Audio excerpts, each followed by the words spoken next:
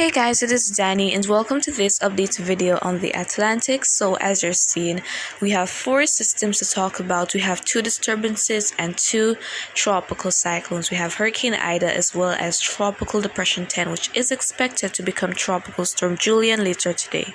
And so before I go into details with these systems,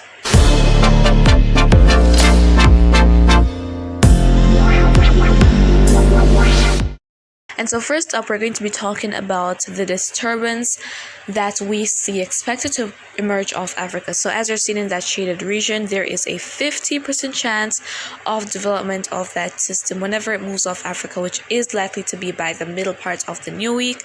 So that is the reason you're not seeing the X, because that usually shows the location of where that low pressure system is located.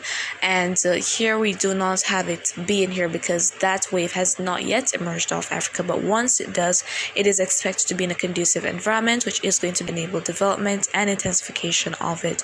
So hopefully this thing here won't be much of a threat to land, but we'll have to wait and see what is going to be the eventual outcome with it. But the chance is definitely increasing. So one thing for sure is that when we have that low pressure system making its way off Africa, it is expected to be in a favorable environment and it is likely to develop.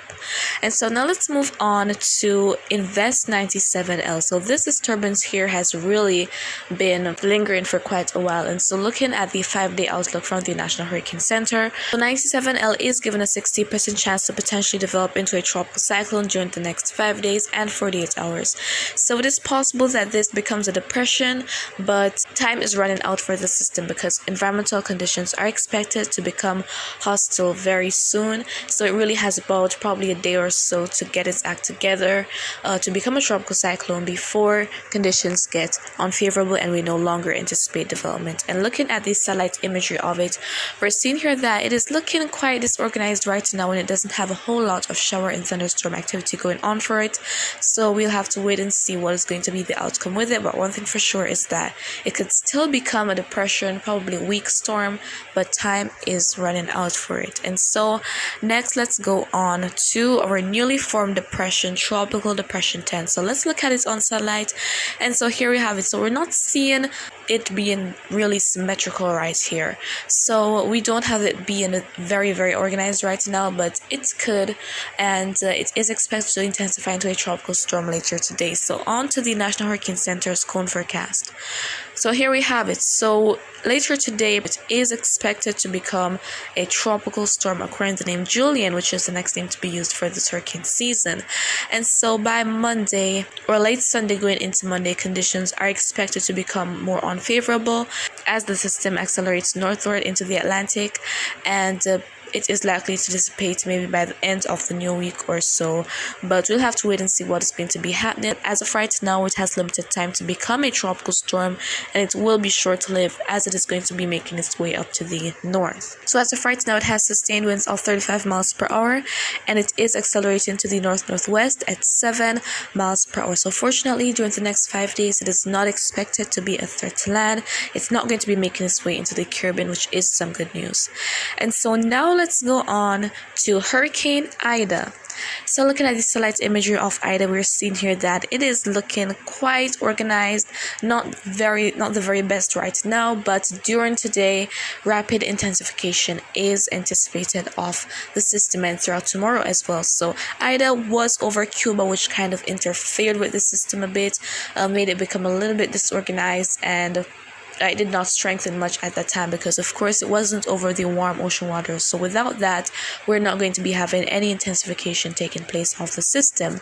So as time goes by, we are expecting to look a lot better, and it is expected to intensify into a major catastrophic category 4 hurricane just before landfall. So on to the cone forecast from the National Hurricane Center. So here we have it, and we have areas of the Gulf Coast, mainly Louisiana and Mississippi, being under watches and warnings. So a hurricane warning is highlighted in red, and it is in effect for Intracoastal City, Louisiana, to the mouth of the Pearl River, and for Lake Pontchartrain, Lake Morpeth, and metropolitan New Orleans.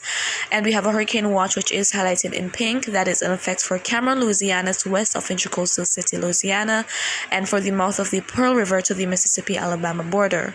And then next we have a tropical storm warning, which is highlighted in blue, being in effect for Cameron, Louisiana, Louisiana to west of Intracoastal City, Louisiana, and for the mouth of the Pearl River to the Mississippi-Alabama border, and finally a tropical storm watch, which is highlighted in yellow, that is in effect for the Mississippi-Alabama border to the Alabama-Florida border.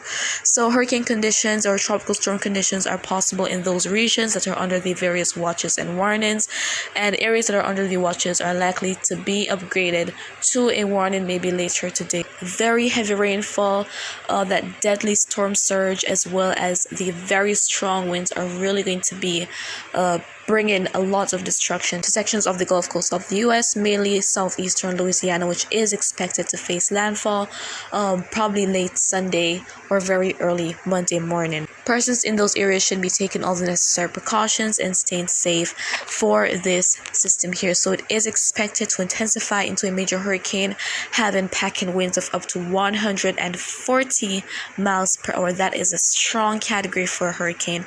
I would not be surprised if Ida manages to intensify more than that and even becomes close to or even a category 5 hurricane. Even though we're not expecting that as of right now, it is not impossible and can't be altered.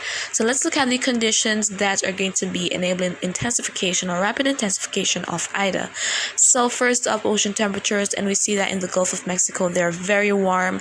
So the more we're going to that red and that pink shade, that is when we have very, very warm ocean waters. And just off Louisiana is very, very warm as well. So that little pocket right there of warm ocean waters is going to be aiding in rapid intensification of the hurricane once it is going to be approaching. And then next up, we have the wind shear map. So the different colors here mean different shear intensities. We have the green meaning favorable, the yellow meaning neutral, and the red meaning unfavorable. So when we look at the Gulf of Mexico right now, just in the most easterly side, there is some unfavorable shear setting in, but conditions across the rest of the Gulf are mainly conducive, especially along the path where Ida is going to be traveling during the next few days. So it is going to be in that favorable shear, which is going to be enabling it to intensify and eventually become a major hurricane, which is anticipated maybe by sometime late tonight going into early tomorrow morning, but rapid intensification is anticipated throughout tomorrow. So again, guys, if you're in the path of the hurricane, please take all the necessary precautions and stay safe, because it could bring some very, very life-threatening conditions. Not could, but it will bring some very life-threatening conditions, especially in terms of that inundation that is anticipated along coastal areas, and then the very strong winds. Please take the necessary precautions and stay safe, and I will keep you updated as time goes by. And so if you found this video to be quite informative, please give a thumbs up, and you can also share thoughts with me in the comments or as a question. I'll try to respond as best and as soon as I can. And just remember to always be weather wise.